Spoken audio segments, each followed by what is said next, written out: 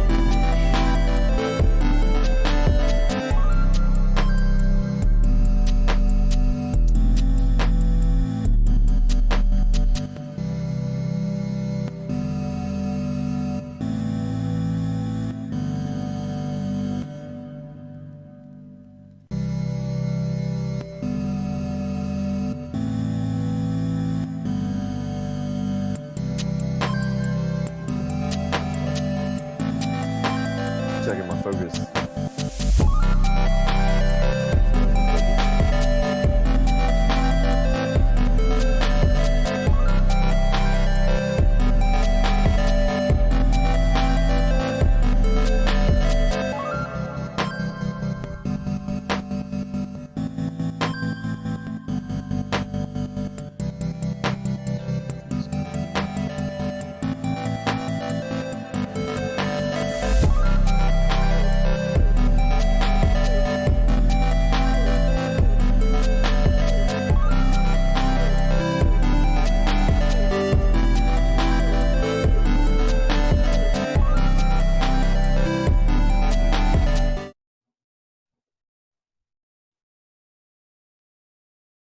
Hi, everyone. This is Hal Hawkins with the Retro World Series. I want to thank you all for joining me for the first of what I hope to be many podcasts for the Retro World Series, a weekly podcast that is. Before we get started with tonight's guest, I wanted to provide you with a few updates about conventions and tournaments, where we're going and what's changed, especially with all that's going on. Unfortunately, because of all the shutdown, conventions are really feeling the brunt of it. We will not be coming back to MomoCon and Southern Fried Gaming Expo this year. They've both been canceled. Sadly, we hope to be there next year. We may still be hosting a free play area. It won't be tournaments, but it'll be a big retro gaming free play area at Dallas Fan Expo in June. We're waiting to kind of hear final word on that because, still a lot of uncertainty out there. They had scheduled it in March and then they postponed it to June. But if they do have it, we'll let you know because even though we're not having tournaments, we're still having a free play area. We'd love for you to come out there and just hang out with us and play some games. They're going to have a lot of cool guests there, and I think it should be a good event. And we do plan to return to Game On Expo in Phoenix, August 7th through 9th. So far that convention is a go. We're also exploring other opportunities and conventions. So one other thing is we may be giving a go at online tournaments. It's something I'm still working on. It's a little bit trickier, with especially if we want to stream it and using emulators and all that. But it's definitely something we're looking into. Especially if things continue the way they are and don't open up anytime soon. But we are live on Twitch, YouTube, and Facebook, so I hope you'll either follow us on one of those or all of them and tune in. If you have any questions, feel free to ask. I'm not going to waste much more time today. We're going to be talking to Christian Deitering. He's a really good friend of mine. He's I've got a list of all his accomplishments right here. I know he's listening, so I'm going to go ahead and list them all. So in case you don't know who he is and all the things he's done, he is the co-founder of Let's Play Gaming Expo. He has 2 degrees from the University of Texas at the People's Republic of Austin. He is also the world's greatest Mario Kart Double Dash player. I don't think anybody can beat him at that. He claims the world's fastest run for SimCity for the NES. He's also one of the best Super Dodgeball players out there. He is the owner of over 675 copies of Dragon Warrior for the NES. I don't think anybody has any more than that. He is going for 1,000, so he's getting pretty close to that. And then finally, in 1981, his parents had him certified as a badass. Christian, if hopefully I covered everything. Thanks for joining us. How's it going? It is going. How are you doing tonight, Hal? I'm doing okay. It definitely warmed up, so I can't with the sound and everything. I can't have fans or the AC going on, so it's a little bit warm in here, but it's all right. So yeah, I wanted to get started. Main reason we brought you on here is because you've made a film, a documentary that's called Mother to Earth. Why don't you just briefly explain that to everybody and why they should watch it? Well, the movie Mother to Earth, it is a documentary about the unreleased Earthbound for the Nintendo NES. It was canceled in 1990, and then a prototype leaked somewhere around 94-ish, and then it was sold on eBay in like 1998, and then shortly thereafter dumped on the internet.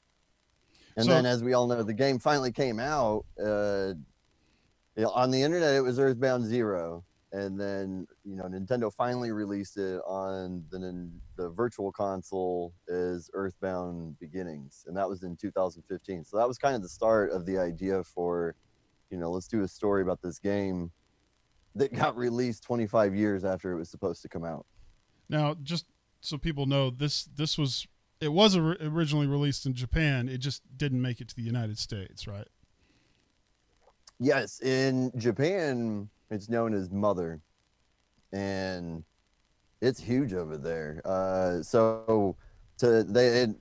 It has 2 sequels, so Mother 2 and Mother 3, and then Mother 2 is what we got. Everybody knows Mother 2 is Earthbound for the Super Nintendo, and then Mother 3, kind of like Mother 1, we didn't get. So that's another one that hasn't been released, and that's the only one that they haven't put out there yet, like not even on the virtual console. People are waiting. Legalize Mother 3. Is that going to be your next project? We push it, while we're promoting the film. We let people know to poke Nintendo, legalize Mother 3, get it out there. Well, before we get any further, let's go ahead and show the latest trailer for it so everyone can see what it's all about. And then, we can talk about it a little bit more. So here, everybody, this is the newest trailer that just got released for Mother to Earth. We're going to start playing it right now.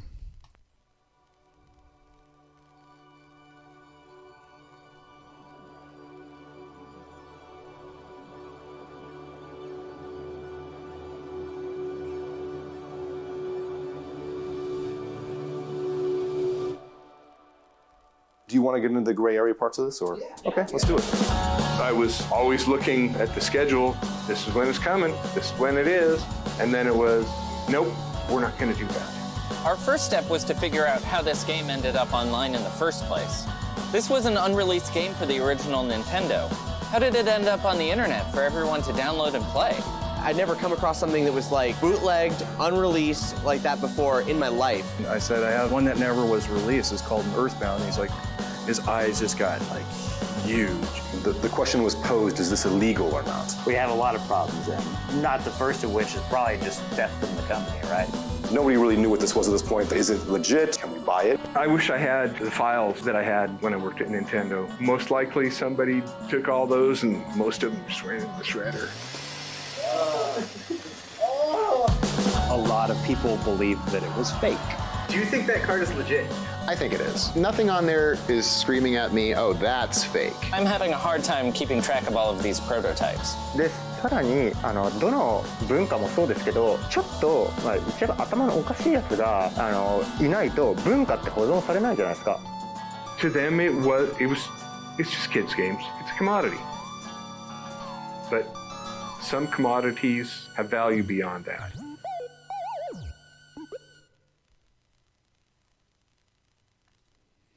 All right, that was the documentary Mother to Earth and the filmmaker for that, the producer, is with us. It's Christian Deitering.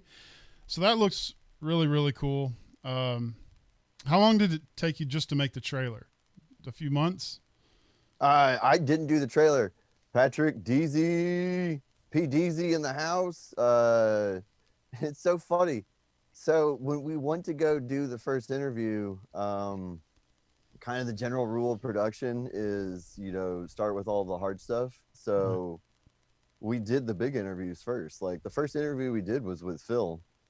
Like, let's do it. Let's get Phil. Let's get it on record. Let's see what he has to say, and let's go from there. And so the other people on the project was Evan Butler and J Bone Christian. And I go to pick him up at the airport, and I get a text from Evan, and it's like, hey, there's this other guy who's going to be there, Patrick. Pick him up. And I was like, all right. And when we'd gone to Camp Fangamer, like, oh, my bad. So Camp Fangamer was the first thing we did. And, dude, that community's so tight. That I don't know, it was weird. Like I thought they all knew each other, and like I had no reason to believe otherwise. And then we were like 2 years into the project, and it was like, so how long did you guys know? And then they finally were like, oh, we all met at Camp Fangamer. And I was like, what? But that community's like that, where it was just everybody was instant friends. They were all best friends, like immediately. And I thought that these people, I mean, they knew each other from the forums and stuff, but I thought I was like the outsider, and it was like, no, I was right along for the ride. So anyway, so we go to do Phil, like, it's all right, time to do the real interviews. Let's get this stuff. He's like, all right, this kid Patrick's going to be there. And again, like, I still don't know that they're all kind of meeting each other for the first time. I think they all know each other. And I'm all right. So I pick up Patrick, and like somewhere into that first shoot, I'm going off because I like the trailer so much, and I think Patrick's a talented kid, so that's why I'm talking about this. No, so the visuals are great, the music's great. It just all fits really well. I mean, I've watched hundreds of movies and trailers, so I definitely, it definitely has a unique flair to it. I can see some I guess throwbacks to some movies I've seen in trailers of, early 2000s type stuff that it looks really cool. I like it. So, but well, anyways, that was his first gig. I didn't know who he was. He just showed up, and he like volunteered. He paid to fly out for that first thing, and I couldn't believe it. I was like, what? And he did a great job. And so I paid him like from here on out, and I've been working with him ever since. That was like 5 years ago. We keep doing stuff together because he's great. So I have to ask, let's backtrack. Why Mother? I mean, there's so many prototypes out there that have been found, or unreleased games, or I mean, what drew you to that particular game? I want to make a documentary about a game that was released in Japan, but not in North America. Evan and Josh are the super fans and the research experts. They had put together the Earthbound 25-year anniversary like fan fest, and that was like a whole thing on the internet, and that kind of sparked the idea for them. And then they hit me up, and when I got involved was Josh had already gone and talked to Phil in person. They had hung out like at a coffee shop, and he took some video with his phone just like sitting on the table like in a crowded coffee house, right? And the audio wasn't great, video wasn't great, but I was listening to what Phil was saying, and Phil's one of like the first gameplay counselors. And so he was talking about bit rot. People are talking on the forums like, oh, bit rot's going to get everything. And then here's Phil in this coffee shop going, it takes the power of the sun to get rid of those things. And it was like, oh my God, like he's just casually answering multiple questions. And I was like, I think y'all are onto something here. And tell me more. And then it just kept going. So this was a team effort. This wasn't just your idea. This was someone approaching you, and you just loved the idea. Yes. So this was, dude, it's all conventions. Like I went to Portland because I saw Ecstasy of Order and I loved it. And I was like, what is this world that I should have known about, but somehow never heard of? And then I ended up at like MagFest eventually. And I was hanging out with a mutual friend, Fat Chris. And Fat Chris is like the dude with like the dorm room and the door's always open and the music's always playing. By the way, Chris Stockstill, Stockatron, I see you're watching. This is a different Fat Chris. We're not talking about this. Is another guy. This is a buddy of mine. He just messaged. He goes, "Hey, I remember Christian. He and I, he watched me play Ghosts and Goblins at Phoenix, so he comes." No. This is I know. I'm just clarifying for him. I don't want him to think that because right when you said Fat Chris, he made the comment, and so I wanted to make sure you weren't talking about him. So go ahead. So Fat Chris. I met Fat Chris at Too Many Games, and he said, "Come to MagFest." I'm at MagFest hanging out in his room, and Evan wandered in with some of his buddies, Quincy Pringle and the crew, and that was just how we met. You're just hanging out and you're meeting people, and I was walking. I'm always got my camera, so I was running around filming stuff, making my convention videos early on. And Evan remembered that. And so when they said, "Hey, let's do this," he was like, "Oh, I know a guy with a camera." And they got really, really lucky that they got a hold of me because, they had a really good idea. And I don't know what would have happened if it had fallen into somebody else's hands. I think that we did a really, really great job of telling the story. I'm really proud of the film. It's my first complete movie. So I'm super stoked about that. We just got our rating that we haven't announced yet because there's a whole bunch of rules that go with this. I didn't quite realize what I was doing when I signed up for it. And with just announcing what the rating for the film's going to be. Yeah, I'll do the soft announcement here, which is it's PG for language and brief smoking images. So I will say #Smoking Crow strikes again. So how long did it take you to make this from storyboard to where you are now? So they hit me up with that idea, I want to say in 2016. And dude, and people are lazy generally.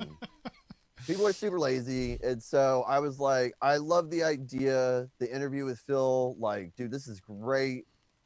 We're gonna have to kickstart it because I didn't have those kind of bucks at the time to just pay for this. Now I know what I'm doing. And it's no, we could do this on our own if we had to, but we did the Kickstarter and it was great. We raised, I want to say a little short of 40 grand, which was perfect. I stretched that as far as I could. And then I chipped in probably I chipped in a lot more because we're gonna do it. Let's do it right. Right. I didn't want to just half-ass it. So how many people? You talked about the people that approached you, but how many people were involved in this? Or were you doing all the filming? Were other people helping you film and interview? Was the production primarily in your lap? Yeah. So I hope that's what this question that Hal is asking. This is what distributors. If you randomly run across the Retro World Series interview about Let's Play Gaming Expo and other things, dude, the crew on this thing's got to be 8 people, maybe. It was Josh who was kind of directing because he's the biggest researcher, and so he knew the most material, along with Evan, who's a private detective. He doesn't like talking about it. I don't know why. I think it's so cool. I keep calling, he's brother Seamus, and so. He also helped do a lot of the research and stuff, and then I was technical, but Josh was going to art school in Portland. He's got a really good background in all this stuff. Same with Evan because of what he does. He already had a super nice camera. It was pretty well versed in it, and then like I said, Patrick shows up out of nowhere. And he was just recently graduated film school in Chicago, and he knew his shit. And that was my bad, dude. What's our rating on here? I think that's the first cuss word I said. Is that okay? Go ahead. My bad, man. So anyways, having Patrick there was awesome because then I didn't have to focus on everything. There was somebody else where it's and everybody else chipped in too, because it's all right, guys, here's how we do the lights. And we're going to do this a dozen more times. So I'm going to show you because I don't want to set up the lights every time. Yeah, man, by the time we were done, some of the Quincy, who normally is a composer, was just always around. And there were a couple times where like my audio was bad on the law or something because of, you know, whatever, just technical issues. And so I was like, Quincy, get over here, boom pole. I need you to boom pole this mic real quick. And he did, like, I think, you know, twice for some reason. He ended up doing boom work for me. But my bad. Anyway, so the point is, like, dude, 8 people. Like, once we were done, it was just like the core group of 4 of us that went to everything and set up everything.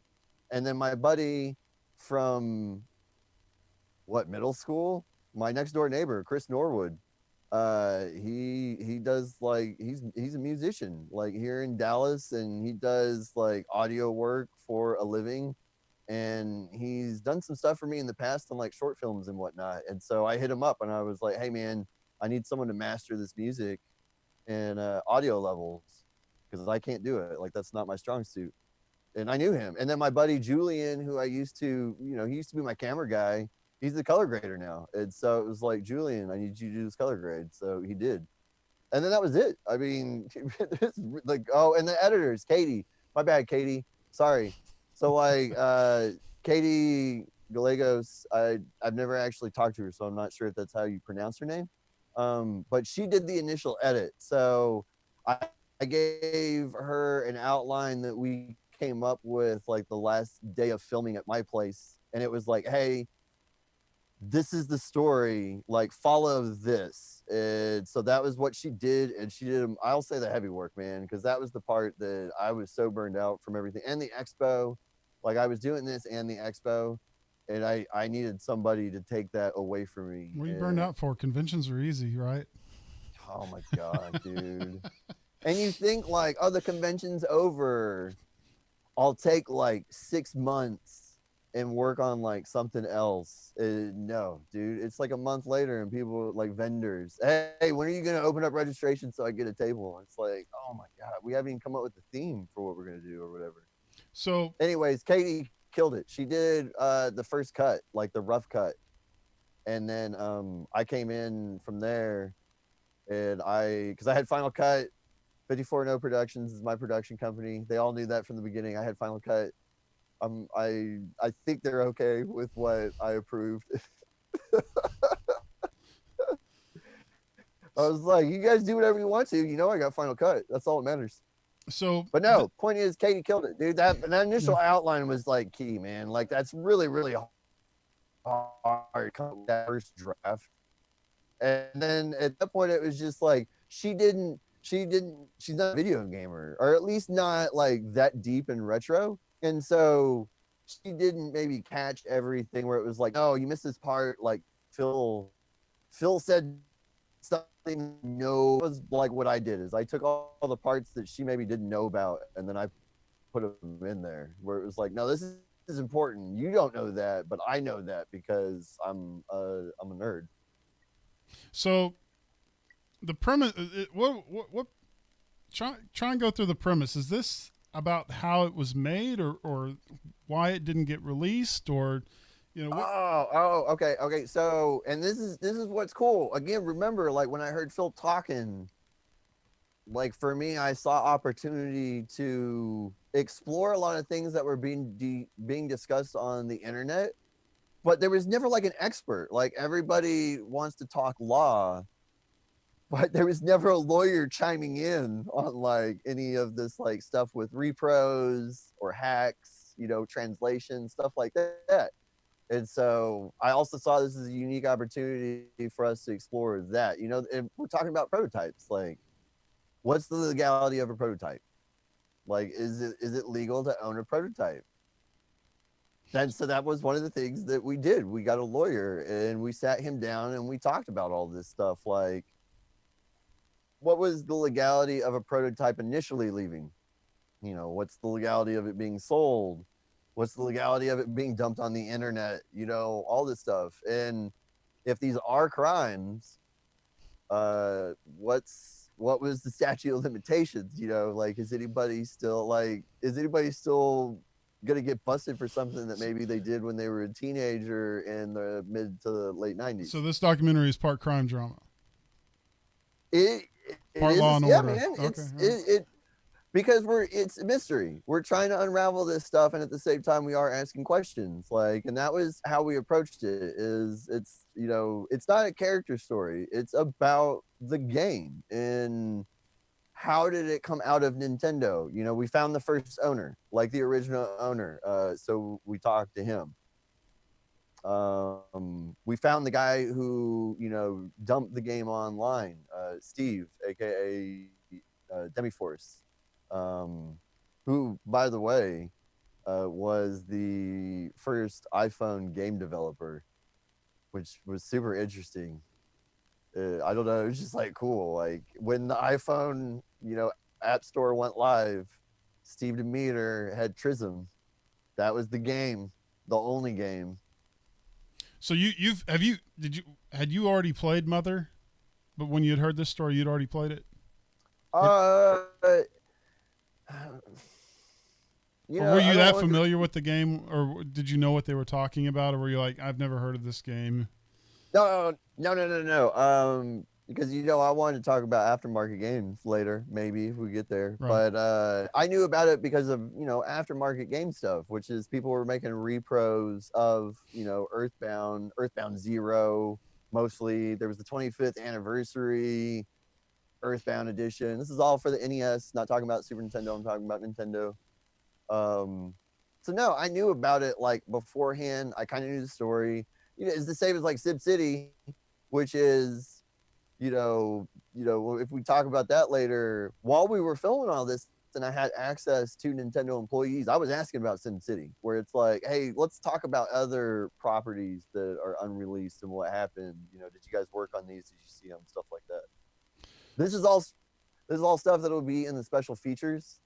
If you want to go over to motherofearth.com, you can pre-order a Blu-ray DVD. We're working on that right now. Timeline, because of the quarantine, has been pushed again. I think we're getting ready to make an announcement to our Kickstarters, and that's everything, man. All the factories shut down. So are you still accepting Kickstarter donations, or is it now you've got to buy it?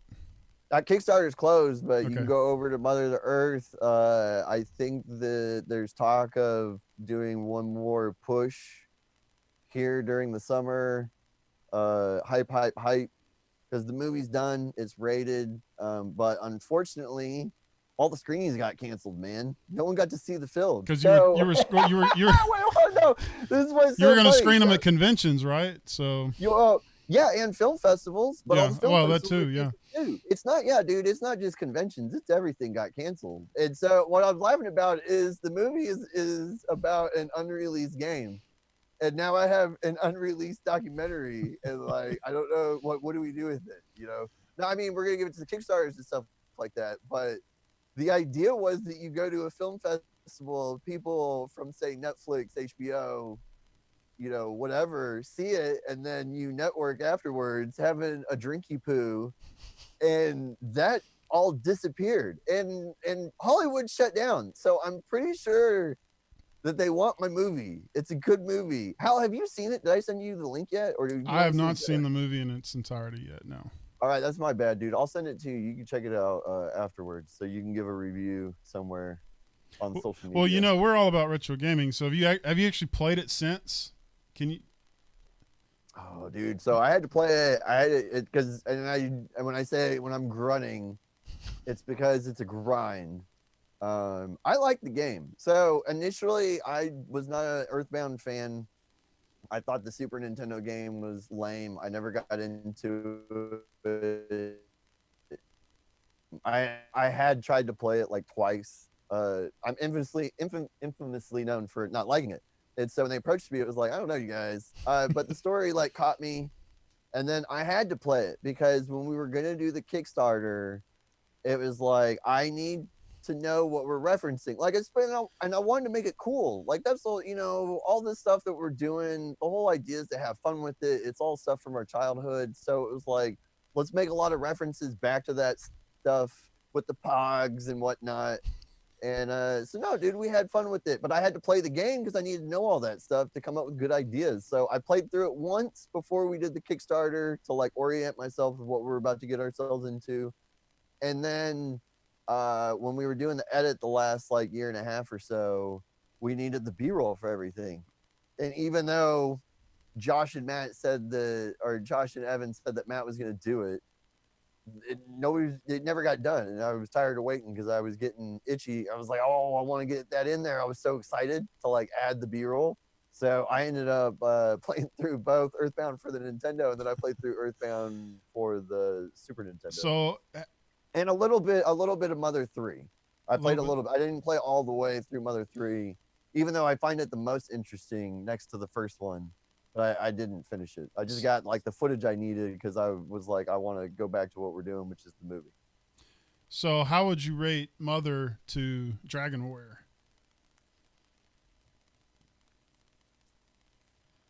Man, that's tough. I know you love Dragon Warrior, but is Mother that good to you? Because it has such a big following in Japan. I mean, it was huge. So, man, like I think my biggest gripe was the color scheme for Mother. Oh, that green. No, not the green. I thought there was a lot of brown for some reason. Oh, really? Like, I mean, and like that's just it's so weird. But like that's a personal choice for me, and I think Dragon Warrior is a little brighter. Like it's more colorful to me. So speaking of Dragon Warrior, you may have been asked this question already, but someone on our Facebook page, his name's Kirkland, just asked, how many Dragon Warriors to get a link to the movie? So he wants to know how many copies he has to give you to get a link to the movie. Ooh. Man.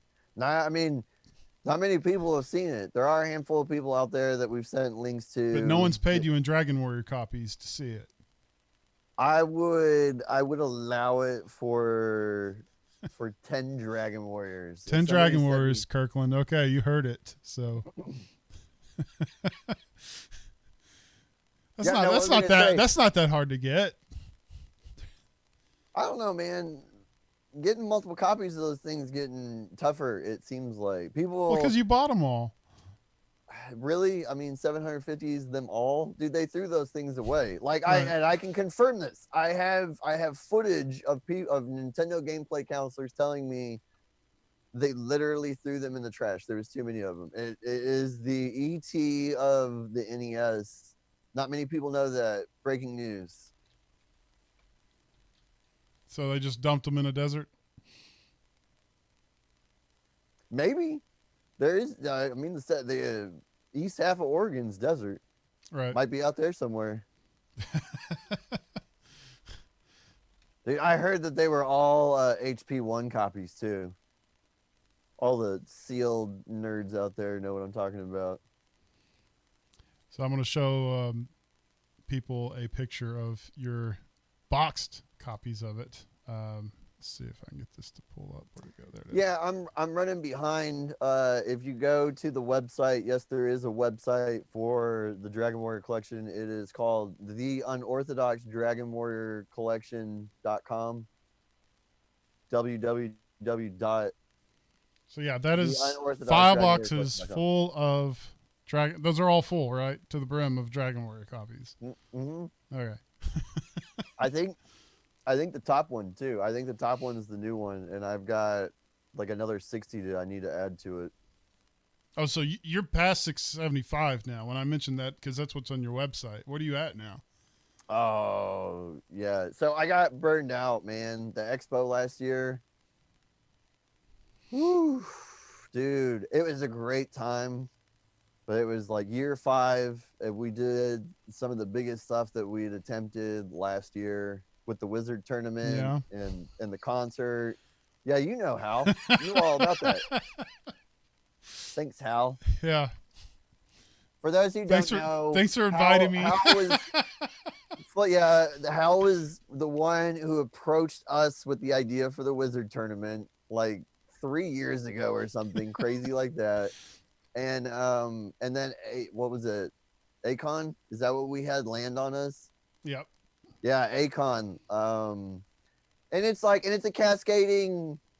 And this is what people don't know. Like when it comes to these conventions, people like get upset and they think that we don't know each other, and it's like we do. We all talk to like make sure that issues don't happen. But excuse me, Sometimes stuff happens. So like Akon, they had a venue issue, and they resolved it, but they had to change dates, and then that had them land on our date, and they were, cool enough to reach out and say, hey, we're so sorry, we had to do this, but we're doing this. Is there anything you guys can do? And so we had to move dates, and when we had to move dates, because they're one of the largest anime conventions in the country, like there's no way we couldn't do it.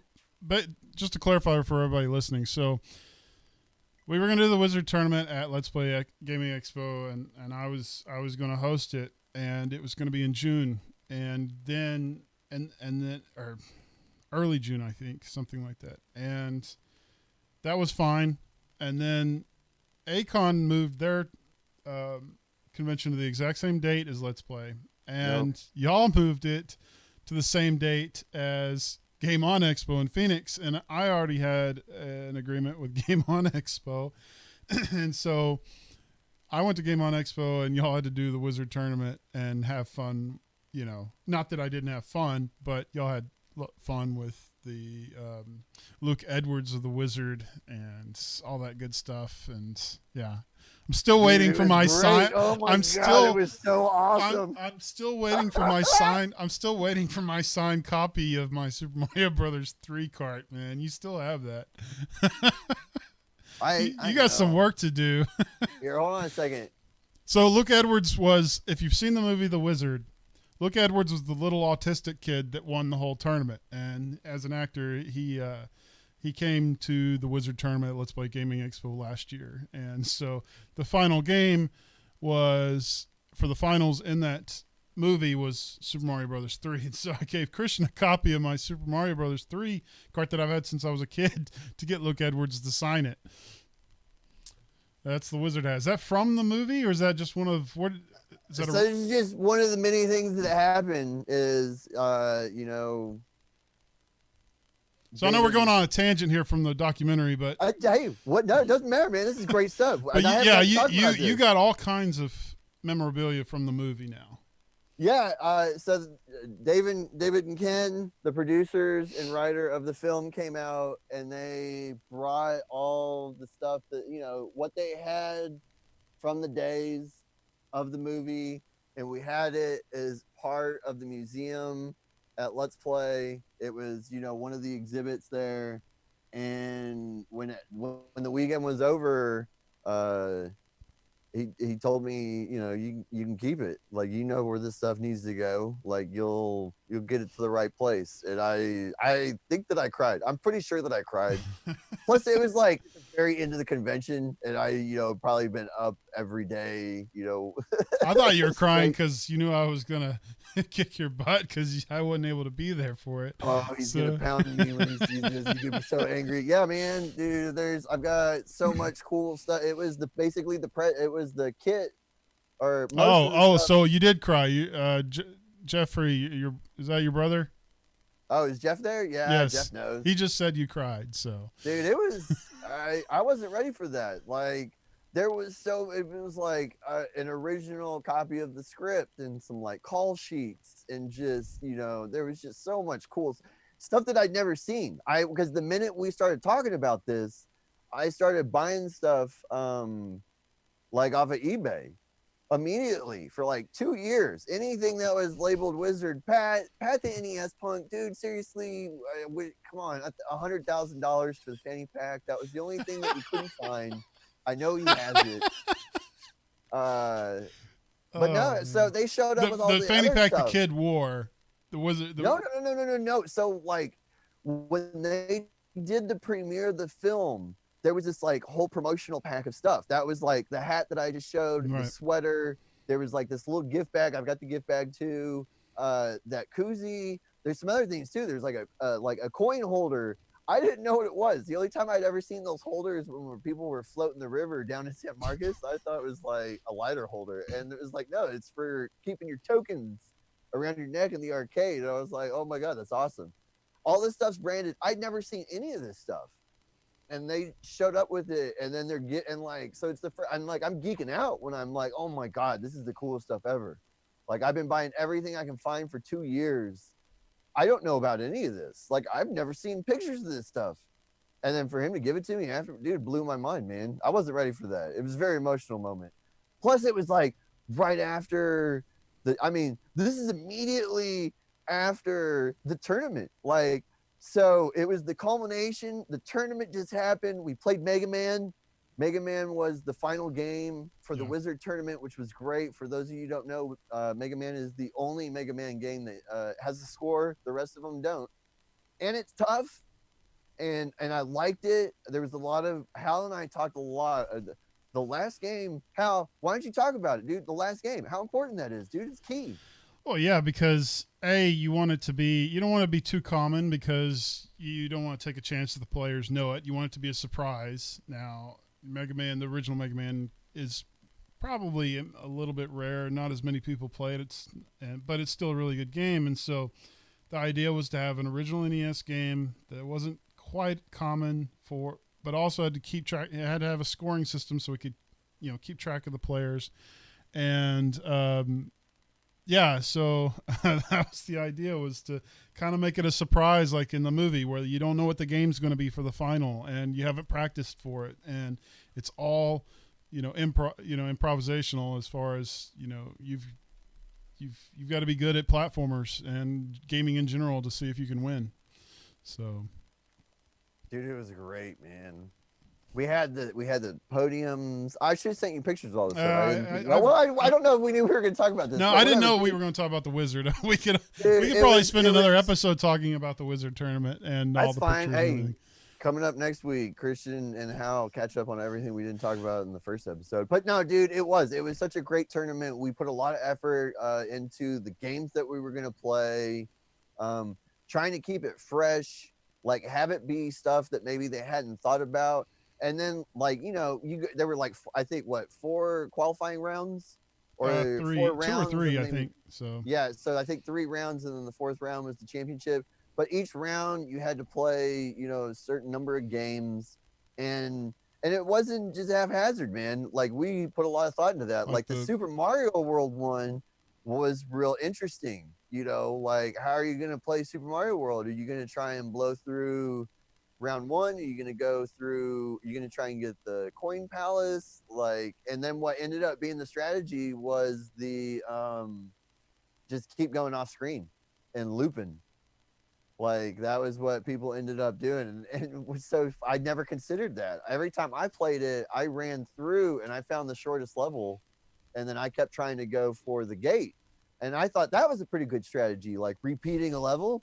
And then the people that came for the Wizard tournament, they showed up, and it was like, oh, snap. I didn't consider any of that. Like, you guys have a whole nother thing going on, which is way better than what I had. So if you're just joining us, I know a few people have joined us. We're talking with Christian Deitering he's a filmmaker. He has made a documentary called Mother to Earth about the original Earthbound Beginnings game. And also we're talking right now about his other venture, which is Let's Play Gaming Expo in Dallas, or Irving, Texas.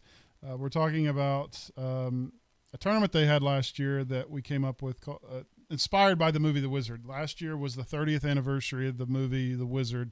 If you haven't seen it, it's a terrible movie, but go see it anyways. It's kind of a nostalgia trip. I like it, dude. I like it. I think it's I thought it was so cool as a kid. I went and watched it again. I'm like, wow, who thought this was there's so many errors in it too. Like, no one who made that movie, I think, ever played an NES, because they show that one scene where he pulls out the controller plug and it turns off the console.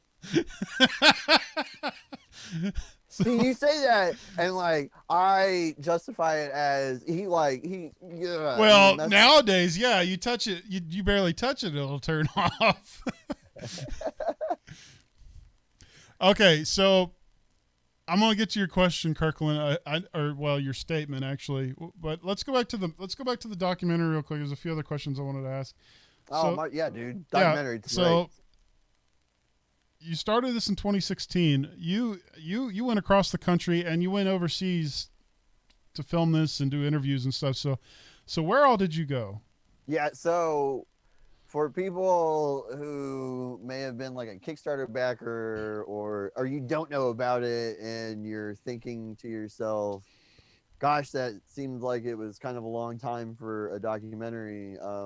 It started off, we had what we considered, the core interviews, like what you needed to tell this story, which was Phil, who localized the game, one of the first gameplay Translated counselors. it, made it English. Right. Yeah, yeah, turned it.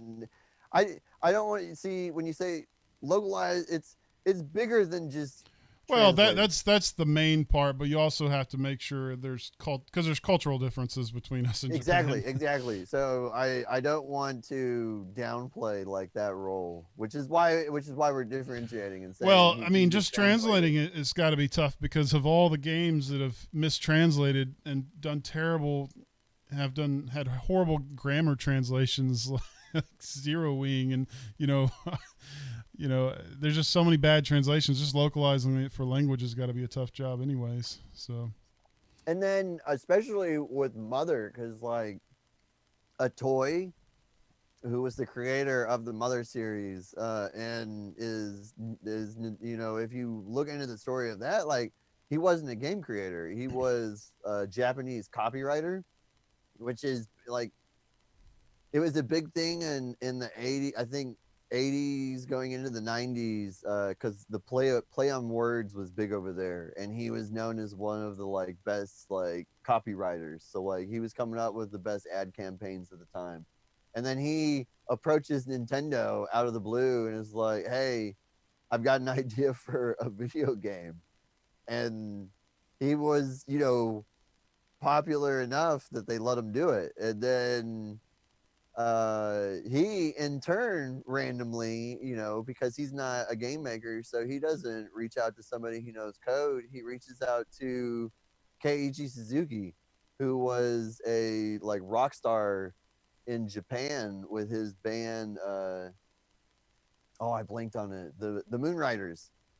And so you have like a pop music, and it was rock, but at the time it was like pop music. Like he was like the hot shit over there in Japan, and here he is doing music for this like RPG for the Nintendo.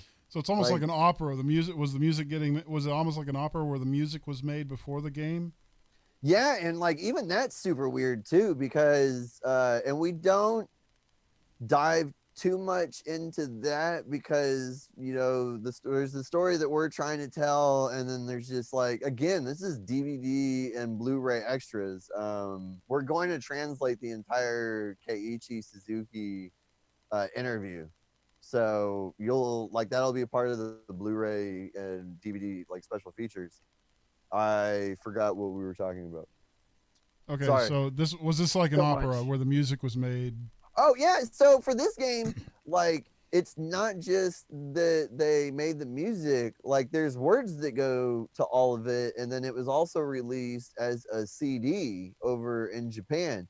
And then like what's kind of like weird to me is that I think all the lyrics are in English.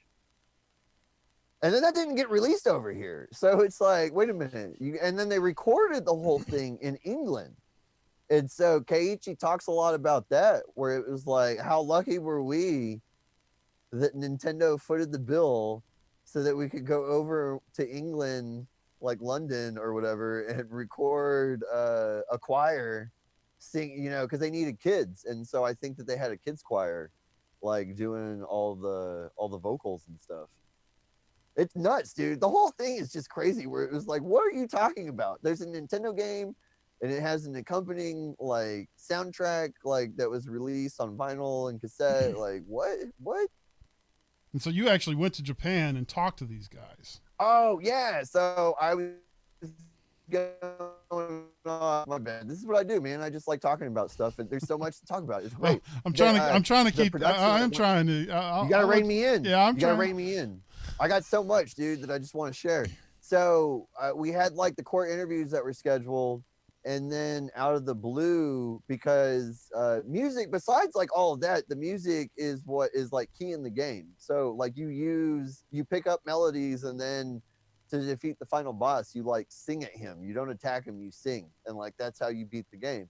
And so on a whim, Josh was like, hey, through the Earthbound fan community, he reached out and was like, I can get a hold of these guys. Is it worth seeing if Keiichi might want to talk with us? And randomly, I had this buddy of mine, Bob, who was going to law school and was about to take the bar, and is like a gift to himself, he wanted to go to China. And so I told these guys, like, and I'm terrible at look, I made a C in geography because this is what I told him. I was like, hey, I'm going to be in China.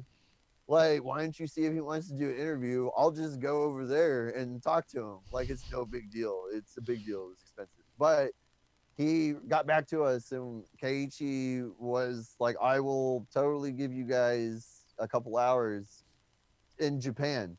And so, again, like, that extended. So you started out, production. you went on this tangent trip to China and then just hopped on over to Japan to interview this guy. Yeah. So everybody else from the Mother to Earth crew, they all flew to Japan. And when my China trip was done, I flew from Hong Kong over to Tokyo and met up with all of those kids who were already there. And then we met up with Keiichi Suzuki at his record company, like, studio, and interviewed him. And dude, it's great. It's a really good interview.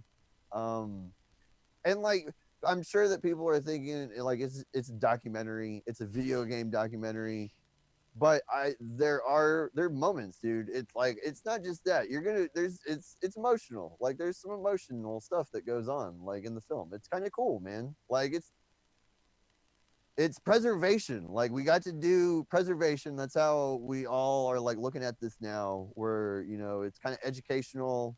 Like, this is it. This story is done. Like, there's not much more that you could add to the Earthbound story. We kind of uncovered everything. All the rocks are turned over. Now we can do it for something else. You know, what's the next story? So did you feel like, you know? Oh, wait. And Key, hey, hold on. And remember whatever you're going to say. But Key, we paid for Japan out of our own pockets because that wasn't in the Kickstarter.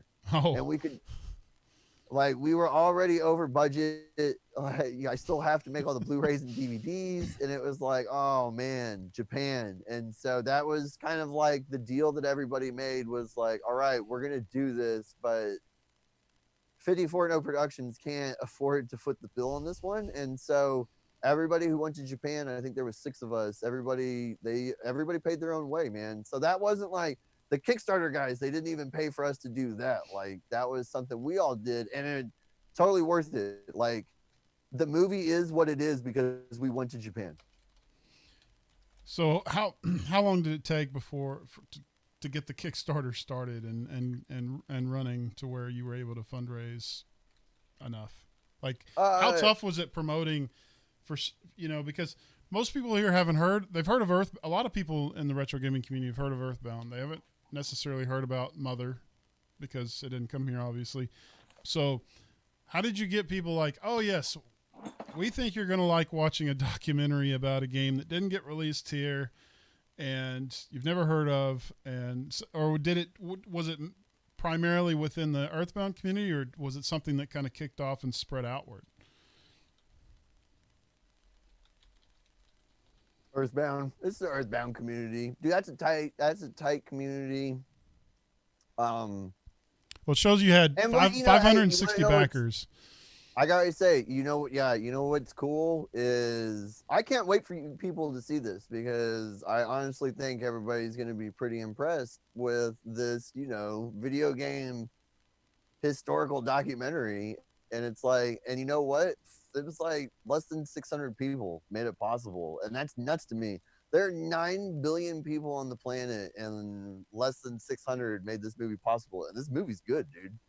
Yeah, you raised what, 37, just over, it says you raised over $37,000. So I mean, that's what, $55 a person on average. Yeah, something like that. Yeah, that's and pretty that's good. Again, when you see it, like, it's the other thing I hope people take away is this is what we did with your money, man. We juiced it. Everything we can get from what you gave us is in that film. So did anybody donate enough to drive the tank around a desert? Yes. Oh, so you did get one of those pledges, 10,000 or more. according to this, you get to be a part of the movie and join us in driving a tank around the desert in South Texas. So, and we did that. And we did that, and they will be in the they will be on the DVD and Blu-ray. So is one of the bonus features whoever donated the driving the tank around? Dude, it's not even that. Like, what's super awesome, because I had done the research again. You know, if we're gonna do a Kickstarter and you drive the tank in the desert, so it seemed like this is pretty cool. Well, I don't like to advertise anything that I don't already know. Like, this is how we're gonna do it. So I already figured out, like, ahead of time before we did the Kickstarter. It was like, all right, here's how we're gonna do the tank thing. Like, there's a couple of places in Texas where it's like, come on down, drive a tank, shoot some stuff, run over a car. Like, it's what we do. But we didn't. So for everybody watching, if you want to donate $10,000 to the Kickstarter, if they reopen it, you can drive a tank around and go smash cars and stuff. But we didn't end up doing that, because that was like the pay to play like stuff. That was what I knew like when we did the Kickstarter, where it was like, you know, this for sure is gonna happen, and here's how we're gonna do it. And then in the process of making the movie, I kept seeing articles and like news stories about this museum that's out near Saxe, which is kind of outside of DFW. Like, I knew where it was. Like, that's not that far out. That's like 45-minute drive, maybe.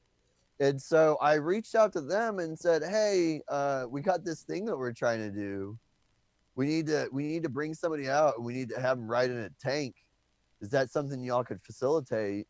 And dude, they were super cool about it. Like, no money. Like, they didn't want anything from us. They were like, bring the camera crew out, let's do this, we're gonna ride a tank. And they're a museum, and so it wasn't like the other places where it's just like a ranch and you pay for the weekend, you go out and you get to shoot some 50 cal guns or something like that. This is an actual museum.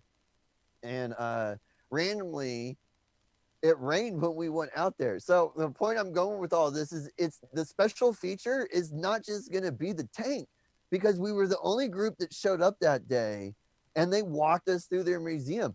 Dude, they had the craziest shit there. I couldn't believe it. It was like, where? And it's in the middle of nowhere. Like, Saxe is not a bustling town. Maybe, I mean, we're getting there because we keep spreading out, but you were driving through some fields, like, to kind of get to this place. It wasn't a gravel road, but you get the idea. Is it's out on like a couple acres in the middle of Texas, and then you go in and it's a museum. Like, you wouldn't know it. It looks like a shed. It looks like you're going into somebody's like hangar or something like that, and then you get inside and it's a museum, and the displays that they have are crazy. And also, dude, I've got like 4 hours of material from the dudes at the museum, and it was great. It was awesome. We had a great time, and we got to ride in the tank. So I guess before we move on to the next thing, when is this coming out? Or, I mean, I know you said things have been delayed. When can people expect to be able to buy it, on kind of ballpark it? So we're discussing this. Is it just going to be physical copies, or can you go on Amazon Prime and stream it? Or that's what we're talking about right now. Because the movie just got rated. You know, we talked about that earlier. NC-17, I'm sure. Is PG. PG for language. And brief smoking images, which is great. Right. Sorry, I'm burping over here.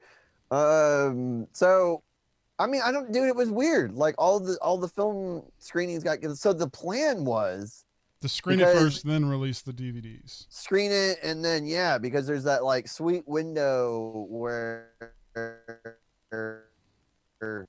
you might be screening at film festivals, but it hasn't been released to the general public, and that's when a distributor would pick it up normally.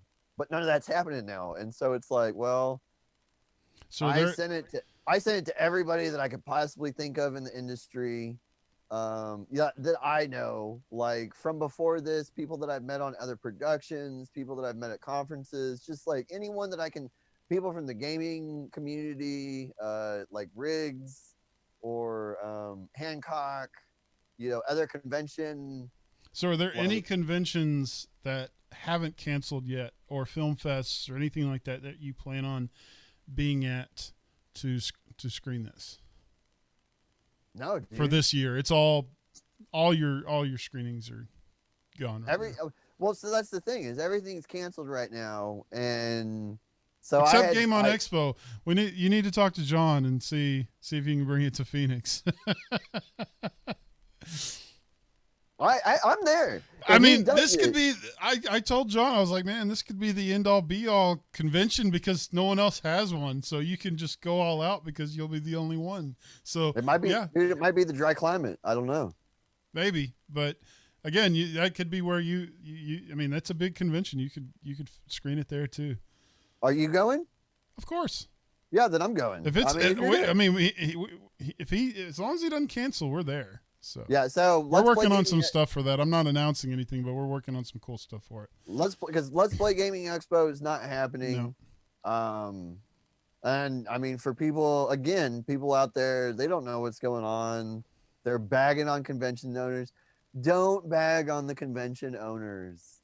If they haven't canceled their convention yet, there's a reason they haven't they canceled their convention yet. And a lot of it has to do with deposits. Right.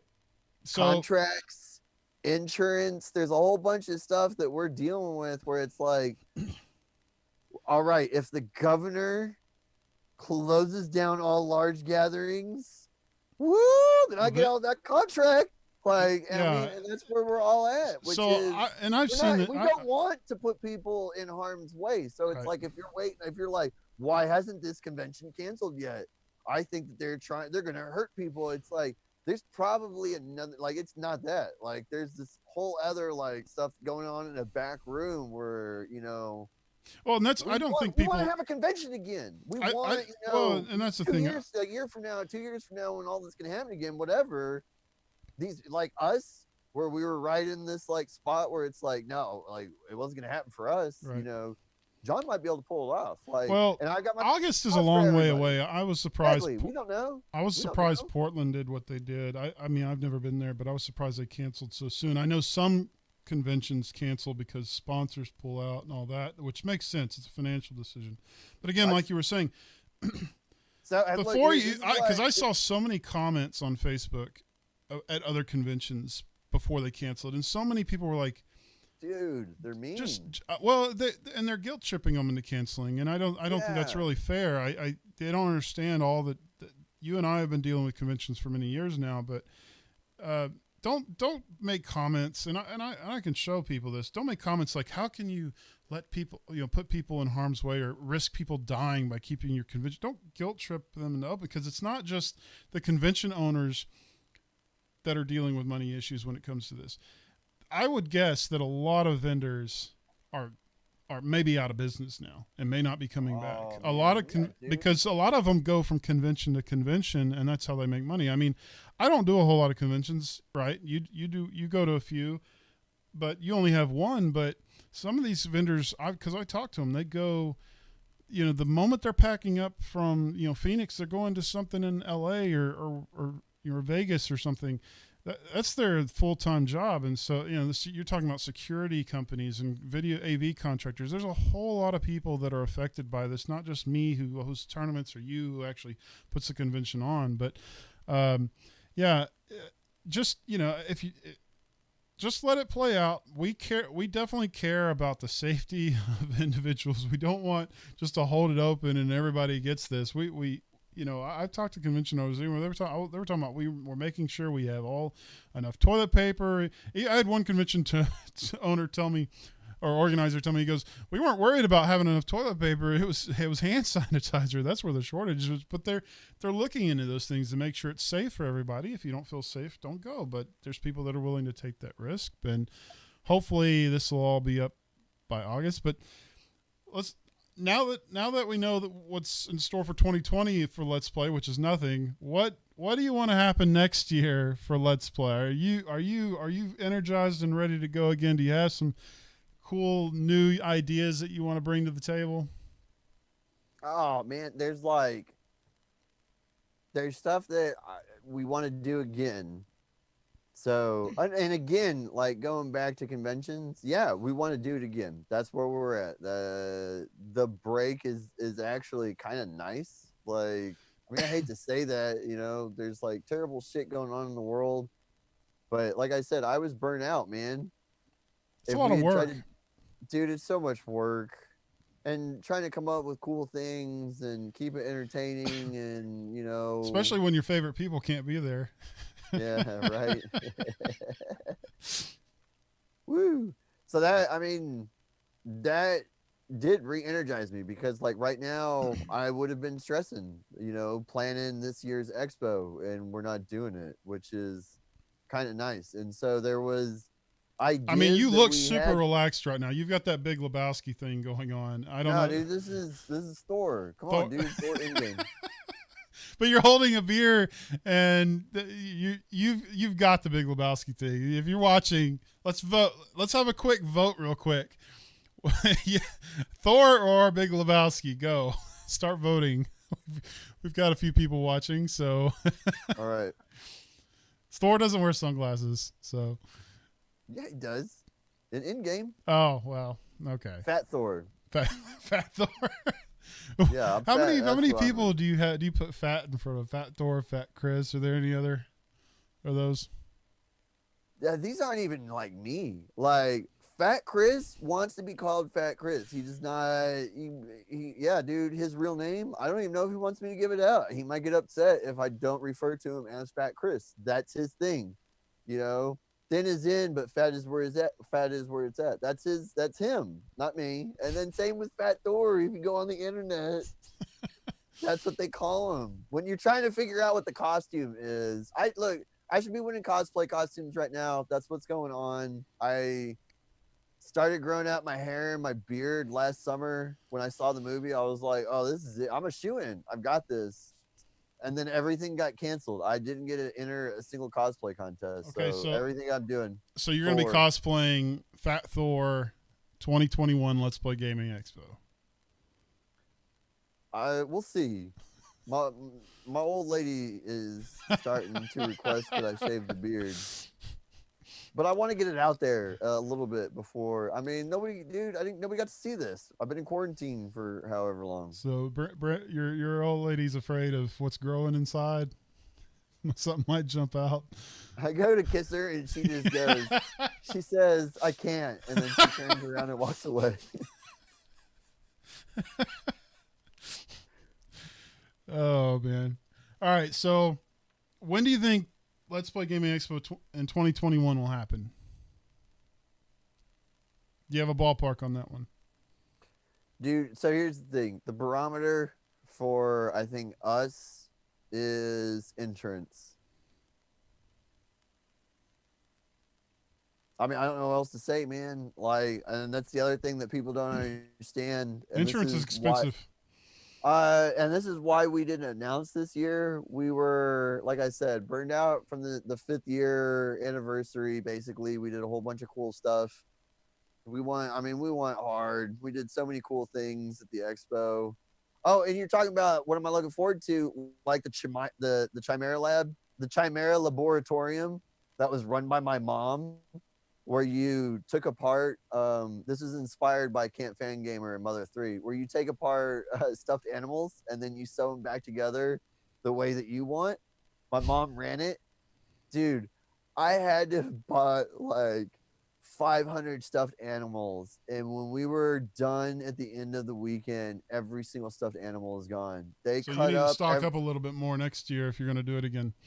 Like, so that was one of the things where, like, it was, you know, dude, it was a hit. People loved it. I mean, when I showed up and I was dumping out all those stuffed animals, my mom thought I was crazy. Yes, we desanitized everything. They all got sprayed down. Like, there was a lot of... We care about the safety of attendees. Yeah, but it was just like, dude, that was awesome. And we were ready to do that again because that was such like a great thing that everybody loved. And I don't even know if we haven't shared the pictures yet because my mom doesn't know how to get the pictures off her iPad. And she took them with her to like Oklahoma. And I haven't been up there to see her since. I love you, Mom. Sorry. Well, you've got two. I know you have two, at least two family members watching right now. So, all right. Hey, Shell. Jeffrey and Gary. Oh, Dad. Nice. Yeah. Hey, Dad. He knew I was on it, so he decided to show up. We're not talking about building anything. Sorry. I'm built out. Well, I haven't finished my newest project yet, so that's for next year. My dad, for those of you who don't know, my dad is super impressed with how I feel like I build stuff, and my dad's like, okay, he saw something Hal built and was just like, oh my gosh, like, look at this. And just like, he would not shut up about it. I love you, Dad. I ended up building some of those shelves too. They were good. Until as long as there's a loading dock for them, no ramps for them. Oh, that was terrible. Yeah. So besides the Chimera thing, what other kind of ideas do you have for next year? Because like every year you have something different. Like one year you had the modded Virtual Boy Street Fighter tournament, and then the Chimera thing, the Wizard. We've had all kinds of different things. What do you and things have changed because as far as you know, Low Tier City's not going to be there again. They're doing their own thing. So I don't even know what's going on with them. They were going to have their own gaming expo. I guess that's not happening. So well, that's what I said. I've been kind of paying attention just to see in general, because I see the the Smash community. It looks like they've been that they've been moving their tournaments online. So I've been kind of waiting to see what they're going to do too. I don't know, man. I mean, it's a little ways off, so we'll see. But yeah, no, let's Low Tier City split off. It was, dude, it was huge, man. That last year that they were at the expo, it's like 1,200 people. That was why we opened the expo early on Friday, was so that we could run we got to run all those brackets to get all those kids through. You're doing singles, you're doing doubles, you're doing multiple games. You're not just doing, whatever it was, Smash. You were doing the other ones too. Well, you were doing Ultimate M, and I don't know if you're doing Ultimate, but M or Project M, and then you were doing Melee, and I think there was 64, and then there was 8. Was it Smash 8 or whatever? I haven't kept track with the numbers, but I know it wasn't Brawl. But you had quite a few different Smash tournaments, but it brought like 1,200 people, so at least that was a huge number of people. It's crazy. Yeah, but I mean, you start getting logistics though, and then it ends up becoming its own thing. I mean, that's essentially what was going on. It was two things that were getting so big they were like with each other, but at the same time, it was like, I need half the resources. Well, I also need half the resources. Well, like last year was the 30th anniversary of the Wizard. Is there any kind of anniversary reunion you could see happening? Have you thought about for 2021? Well, we had been doing we've been doing the Play the Creator series every year, where we bring in somebody. You did that with Qbert, and it started with John Newcomer. We did Joust the first year, right, and then Warren Davis, I think was the next year. He came in, the creator Qbert, and then we had oh man, I can't believe I blanked on his name, because it's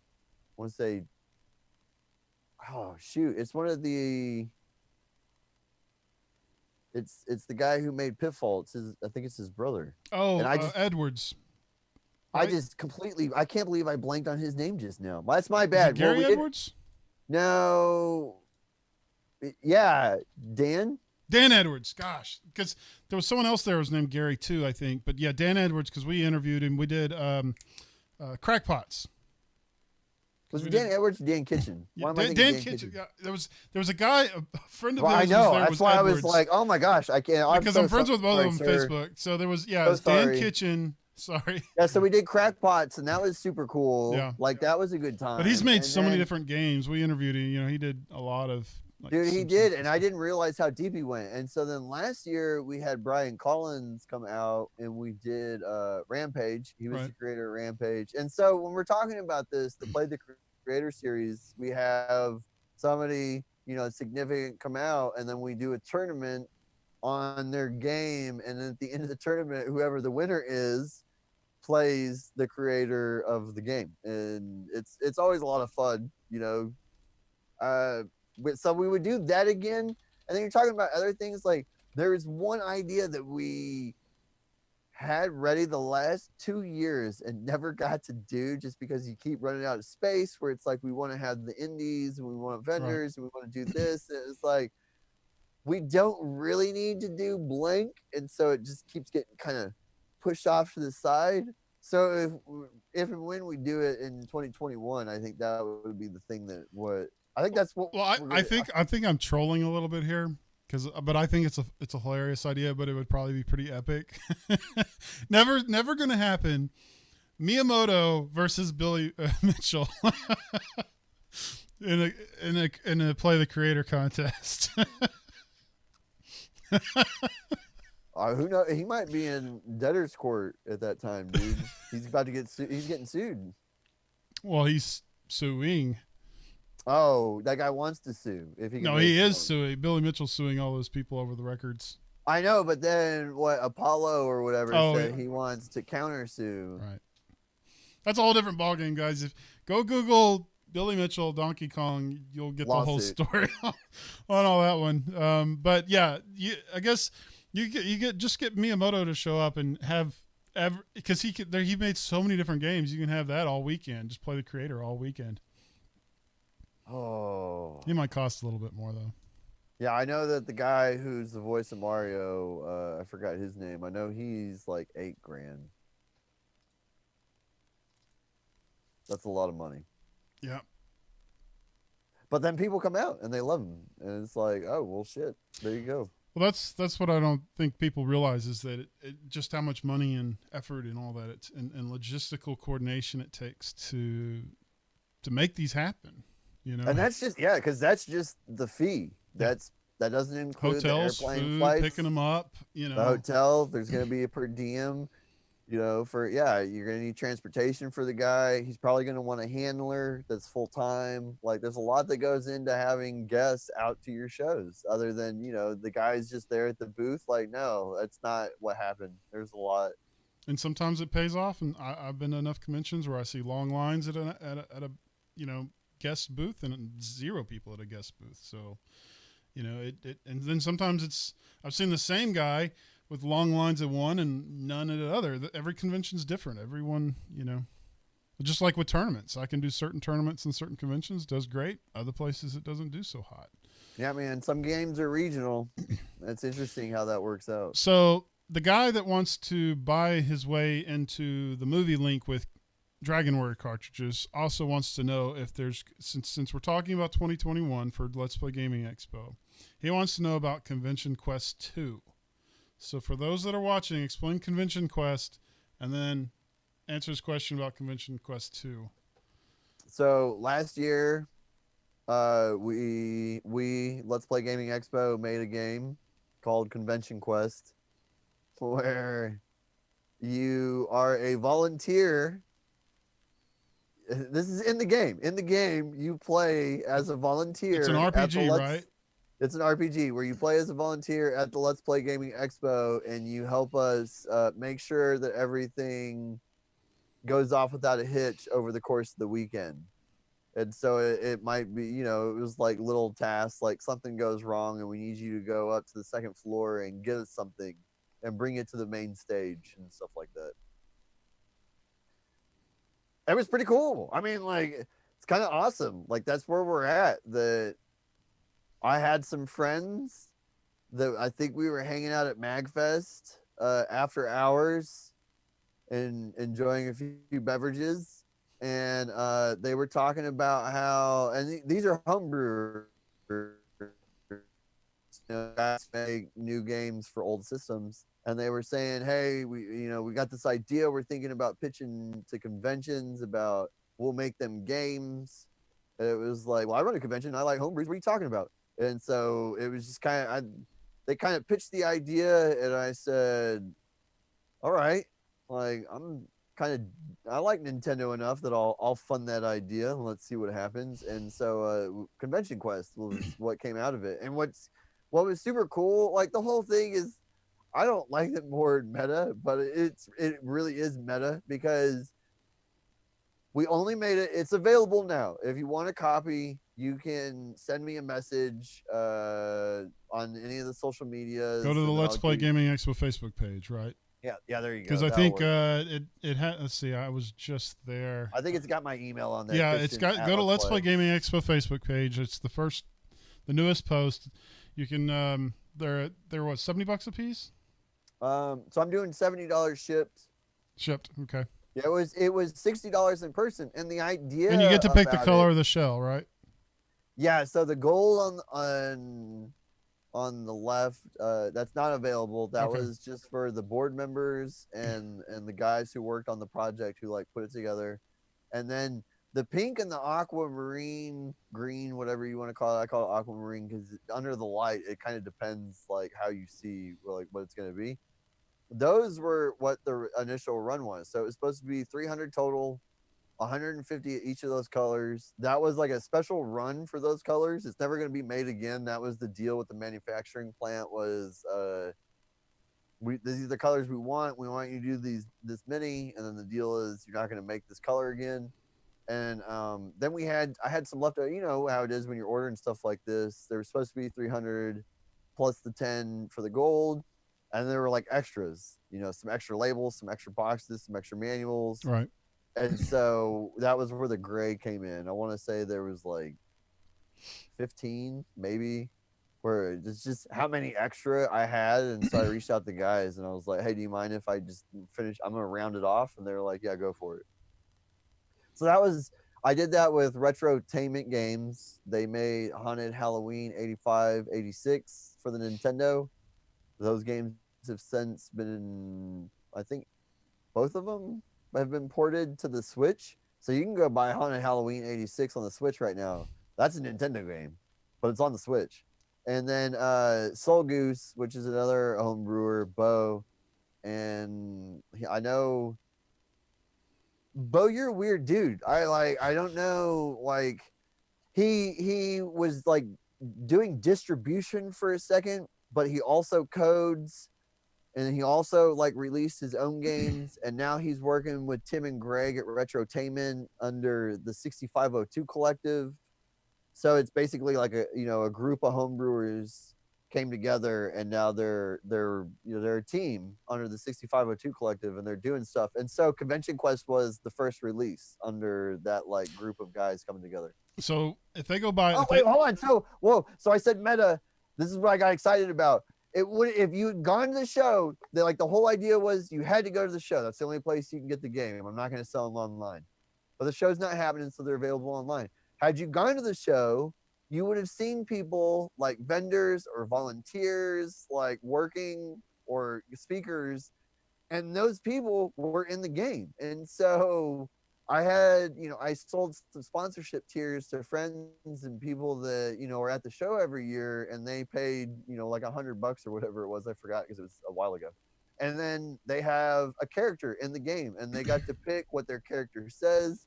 So I know, like, Courtney, I think, is one of the first people you run into. And he says, do you even game, bro?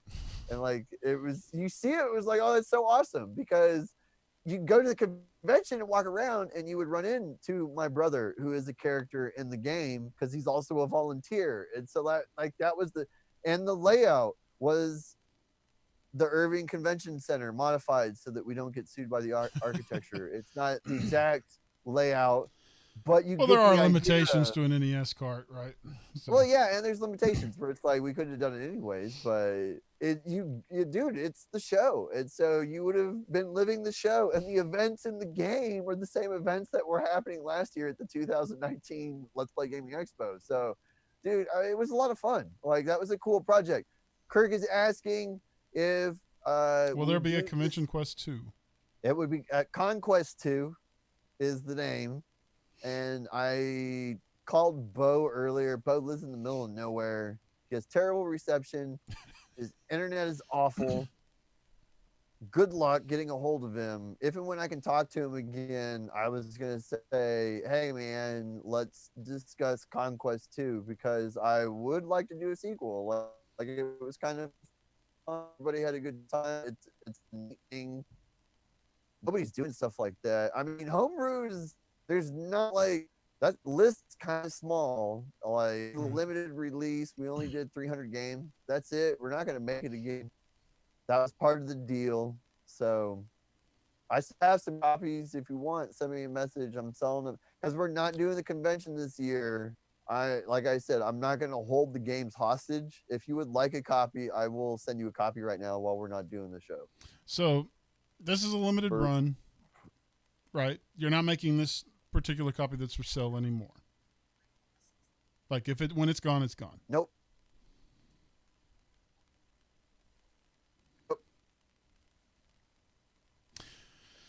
Oh man, you're in the middle of Plano. You got to get your internet worked on.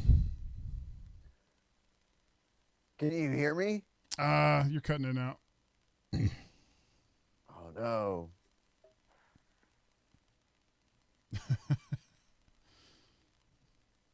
The beard is interfering with your Wi-Fi.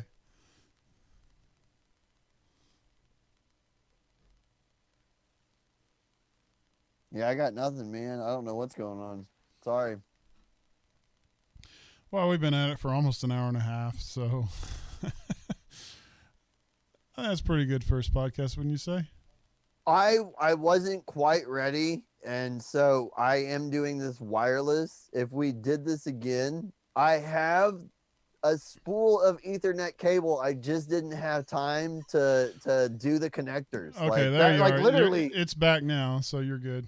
So. Well, seriously, if we do this again, like that was it. I just needed to run 50 feet of like Cat 6, and I've got a spool of it.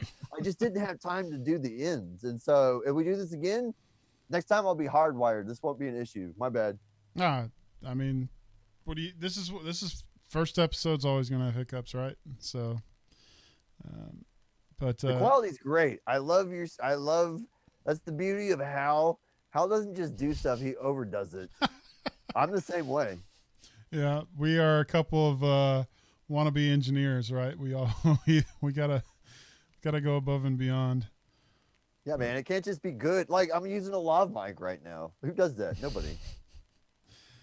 Now I had a condenser mic, and I wasn't happy with all the sound or the all the out, just the sound of the air, the hiss. I had to get a dynamic mic. I'm just kind of weird like that. I wanted to get something that would work just fine, but yeah. And then there's my new studio. So with all my posters.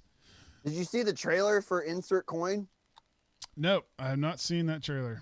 Oh, dude, you're gonna love it.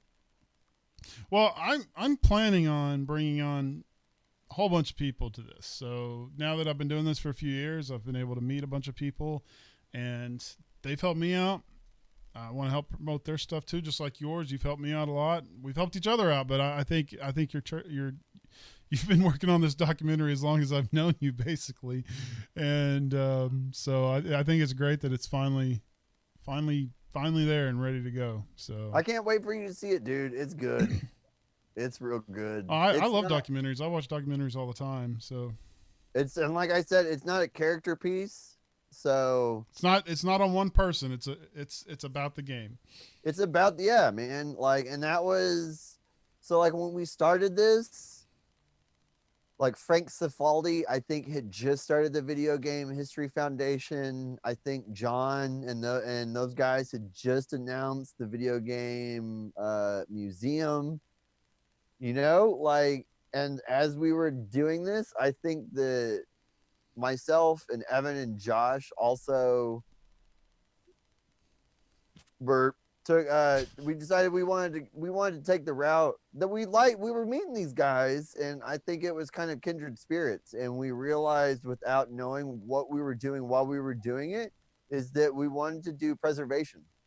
Right. Like, if that makes sense. Like, so that's what I think the story is it's about what happened maybe why it happened, and then the implications from like what took place as well. So I feel like it's really well rounded out, man, and it's about the game. It's about the Earthbound for the NES. That's what we focus on.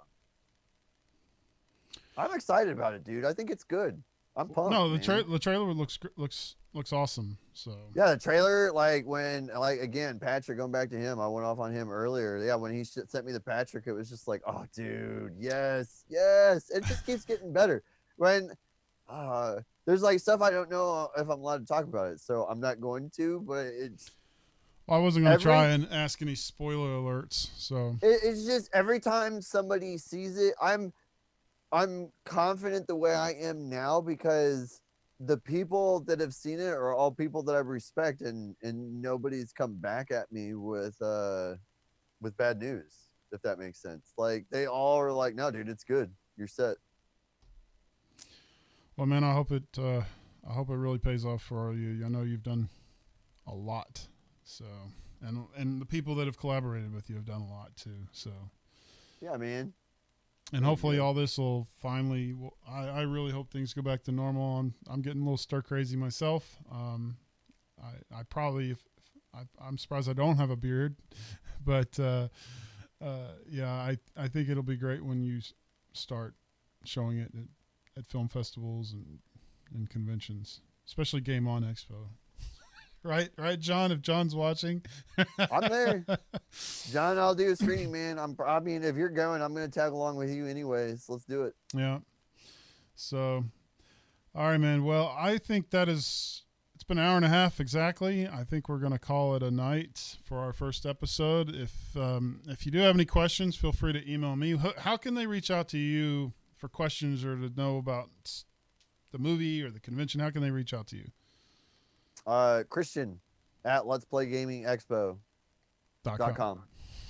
All right. Yeah, you can hit me. I mean, that's the easiest one. It's so simple. Well, I appreciate you coming on for the first episode. I hope you enjoyed it as much as I did. So you look pretty relaxed to me. So I mean, we got to do it again. There's plenty of stuff we can talk about. That's for sure. I know next week we are going to talk to our two-time Player of the Year, Ian Sanford, also known as TGC Freehand. He is. We'll have to ask him this. I haven't seen a Smash 64 player better than him. I haven't, and we've done a lot of tournaments, and he just cleans everyone's clock. He came to Vegas. He always came to Game On Expo and won our tournament there, and then this time he finally came to our final event of the year in Vegas at Level Up Expo this year. Won that 64 tournament too. Finished second in our original Halo tournament, and took home the Player of the Year award this year for the second year in a row. That's awesome. So, yeah. So we're going to talk to him, kind of figure out, get to know him a little bit better, and talk to him about Smash and Halo and whatever else you might want to talk about. He is the Player of the Year, so it's his show too. So, but that'll be the same time as tonight, Thursday, May 21st, 8 p.m. Central Time. Got anything else you want to add about the documentary or Let's Play before we shut this down? Follow the Twitter for Mother to Earth. I think it's at Mother to Earth MV. Maybe I can't remember all the social media handles, but the Twitter one's the main one. It's the most active. It is Mother to Earth MV. There you go. Yeah, MV. Follow us on Twitter. That's where we're making all the announcements and stuff. If you're not a Kickstarter backer, it's a good account too. I mean, if you're interested in anything Earthbound, like it's a hot spot, man. They know what's going on in the community. The convention, you can like us pretty much everywhere. Let's Play Gaming Expo. Facebook, I would say, is our primary place where we kind of hang out. There's not a lot going on.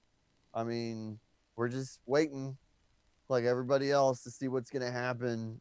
We have reached out about availability in 2021. So will it be in Irving again, do you think, or do you think it'll be somewhere else? We'll see. I mean, dude, I know. I mean, I've looked at places for you. You know, it's People don't get it's not, dude. It's not even that. I mean, what's gonna happen? Yeah.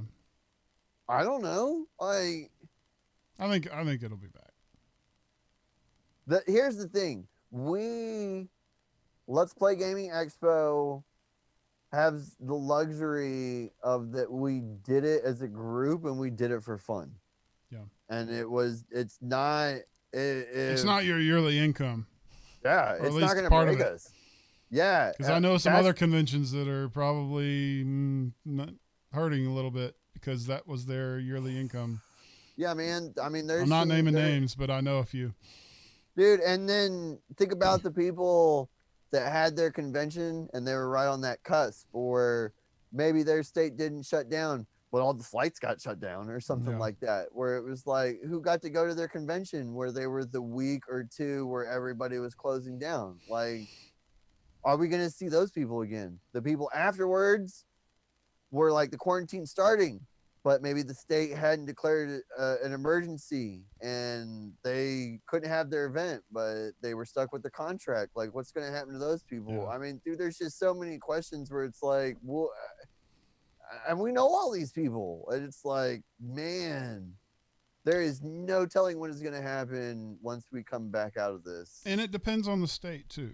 Every state's different. You know, the Northeast has been hit, well, if you want to call it that, been hit harder than the rest of us, but you know, like we haven't number wise been hit that hard. You know, Arizona, those kind of places haven't been hit very hard, relatively speaking. So, you know, I started to say earlier, but I think I went off on something else, which is these people, people like myself and everybody else who runs these conventions, we can't just do the convention.